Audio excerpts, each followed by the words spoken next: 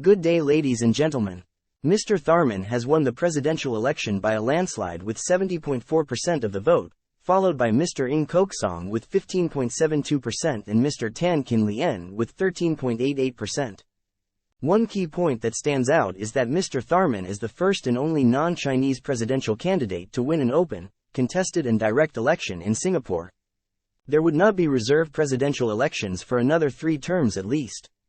The constitutional amendments that came into effect on the 1st of April 2017 provide for a presidential election to be reserved for a community in Singapore if no one from that community has been president for any of the 5 most recent terms of office of the president.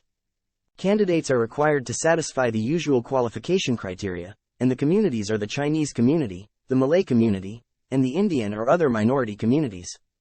As there is no limit on the number of terms that a person can stand for presidential elections, this means that Mr. Tharman would be able to continue to stand for president for 3 more terms should he wish to do so.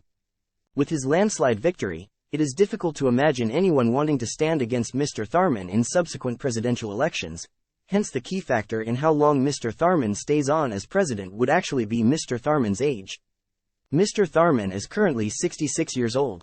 Former President Dr. Tony Tan was president until 77 years of age. Hence it is very likely that Mr. Tharman will be president for at least 2 terms until he is 78 years old. So why will Mr. Tharman be president for more than a decade? It is because Mr. Tharman would be able to continue to stand for president for at least 3 more terms should he wish to do so. With his landslide victory, it is difficult to imagine anyone wanting to stand against Mr. Tharman in subsequent presidential elections, hence the key factor would actually be how long Mr. Tharman wants to stay on as president. In subsequent videos, Professor Ma will explain more aspects of life. In the meantime, please help by liking and by subscribing. Thank you.